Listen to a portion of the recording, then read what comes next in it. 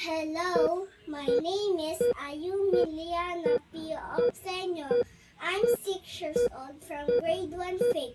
When I grow up, I want to be a doctor because I want to help people feel better when they are sick or hurt.